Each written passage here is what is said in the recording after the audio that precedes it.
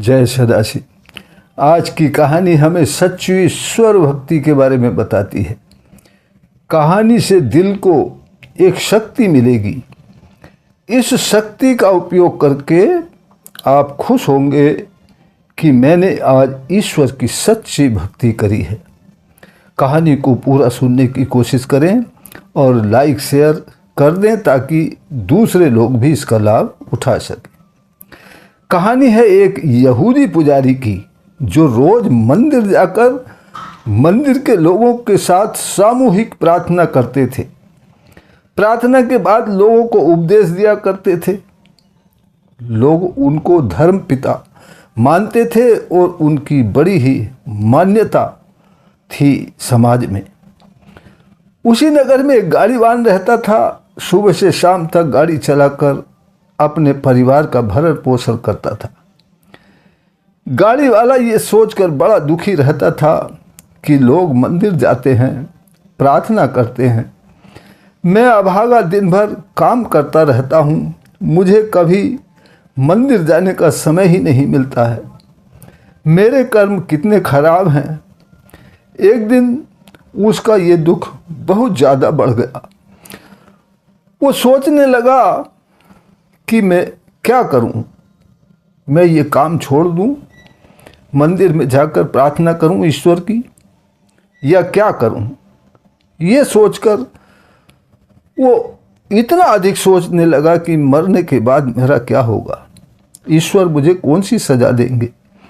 ये जानने के लिए वो मंदिर के पुजारी के पास आया। उसने अपनी मंदिर ना आ सकने की सारी व्यथा पुजारी जी को सुना दी और पूछा, मेरा अंत समय कैसा होगा? ईश्वर मुझे कौन सा दंड देंगे? पुजारी दयालु थे। वे गाड़ीवान की मजबूरी और उसका ईश्वर प्रेम समझ गए। उन्होंने कहा कि तुम जब दिन भर गाड़ी चलाने का काम करते हो तो क्या कभी ऐसा भी समय आता है कि बूढ़े, अपाहिज, बीमार या बच्चों को भी अपनी गाड़ी के द्वारा एक स्थान से दूसरे गांव पहुंचाने में मदद करते हो?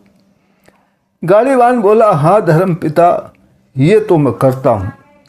रास्ते में अगर मुझे कोई हारा थका या बूढ़ा या अपाहिज या ऐसा बच्चा या स्त्री जो चल नहीं पा रहा होता है तो मैं उसे अपनी गाड़ी में बैठाकर उसके जाने के स्थान पर छोड़ कर आता हूँ।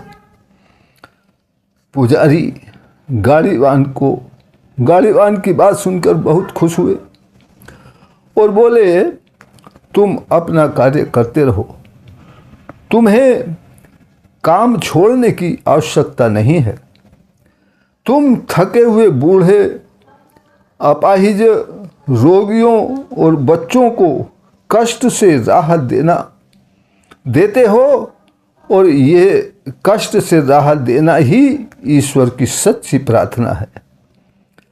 जिनके मन में करुणा और सेवा की निस्वार्थ भावना रहती है उनके लिए पृथ्वी का प्रत्येक कण मंदिर के समान होता है और उनके जीवन की हर सांस में ईश्वर की प्रार्थना बसी रहती है। मंदिर तो वो लोग जाते हैं जो अपने कर्मों के द्वारा ईश्वर की सच्ची प्रार्थना नहीं कर पाते हैं। तुम डरो मत, तुम्हें मंदिर आने की कोई ज़रूरत नहीं है क्योंकि तुम अपने कर्मों से ईश्वर की सच्ची प्रार्थना कर रहे हो। गाड़ीवान पुजारी का अभिवादन करके अपने काम पर चला गया। तो अब हम समझ गए कि ईश्वर की सच्ची प्रार्थना क्या है और वह प्रार्थना कहाँ हो सकती है। सच्ची प्रार्थना करने की जगह कहाँ है? अपनी कर्म भूमि में या मंदिर में? तो यदि हम मंदिर नहीं जा पाते हैं तो भी अपने किसी कर्म के द्वारा किसी हारे थके या ज़रूरतमंद की सेवा करके, उसकी मदद करके ईश्वर की सच्ची प्रार्थना कर सकते हैं। परम पिता परमात्मा हम सबका कल्याण करें। इसी प्रार्थना के साथ फिर मिलते हैं अगली किसी प्रेरणादायक कहानी के साथ। तब तक के लिए जय सदाशिव।